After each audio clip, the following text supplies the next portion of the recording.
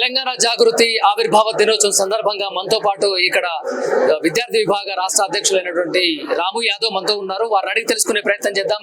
ఇక్కడికి ఇంత ఎత్తున విద్యార్థులతో ఇక్కడికి రావడానికి గల కారణం ఏంది? మహిళలు ఇక్కడ తెలంగాణ జాగృతి నాయకులు కార్యకర్తలు కూడా విశేషంగా చూస్తున్నాం. మనం చాలా మంది ఇక్కడ అయితే ఉన్నారు. వారిని అడిగి తెలుసుకునే ప్రయత్నం చేద్దాం. అన్న నమస్తే, చెప్పండి, ఇంత మందితోటి ఈ యొక్క ఆవిర్భావ దినోత్సవం వేడుక జరుపుకోవడానికి గల కారణం ఏంది?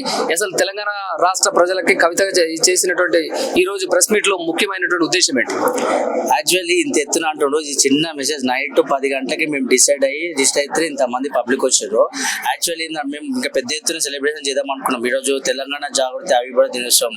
అలాగే మాకు జయశంకర్ సార్ గారి జన్మదిన శుభాకాంక్షలు ఈరోజు శుభాకాంక్షలు తెలియజేస్తున్నాం అందరికీ. ఇప్పుడు ఏమంటున్నా అంటే తెలంగాణలో మా తెలంగాణ జాగృతి అన్ని డిస్టిక్లలో చాలా ఎక్కువ బలోపేతం ఉన్నది. ఇంకోటి ప్రతి డిస్టిక్లలో మా కమిటీలు వేస్తున్నాము. చాలా మంది విద్యార్థులు అన్న మీ జాగృతిలో జాయిన్ అవుతామని నాకు చాలా మంది కాల్ చేస్తారు. ఎందుకంటే కవితక్క చేస్తున్న యుద్ధము విద్యార్థులందరికీ ఒక స్ఫూర్తిగా భావించి కవితక్క చేసిన పోరాటాన్ని వాళ్ళందరూ ఖుషిగా వాళ్ళ కవితక్కతో పాటు కదిలి వద్దామని చెప్పి మహిళలు కూడా ఇవాళ రేపు మహిళలు రావడం చాలా రేరు మనం చూస్తాము. మహిళలు ఫోన్ చేసి అన్న మీ కవితక్క ప్రోగ్రామ్ ఉంది మేము రావాలా అని చెప్పి మొన్న నుంచి ఫోన్లు చేస్తున్నారు. నాకు దీక్ష 72 hours దీక్షని మొత్తం భంగం కావాలని చెప్పి కాంగ్రెస్ వాళ్ళకి క్రెడిట్ రావాలని చెప్పి ఒక విషయం చెప్పండి. 72 గంటల పాటు మీరు దీక్ష చేస్తానని అన్నారు, కానీ ఉదయం 10 గంటల నుంచి సాయంత్రం 5 గంటల వరకు చేసినటువంటి దీక్ష మధ్యలో ఎందుకు అర్ధంతరంగా ఆపాల్సిన పరిస్థితి వచ్చింది?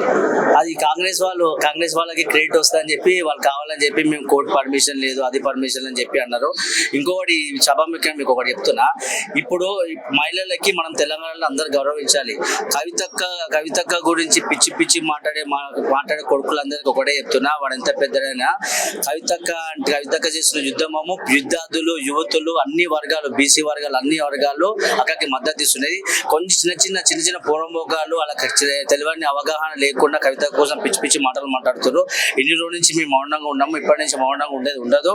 మేము కూడా ఫర్దర్ గా మేము విద్యార్థి విభాగంకి వెళ్ళి మా యూత్కి వెళ్ళి ఎలాంటి సదస్యంలో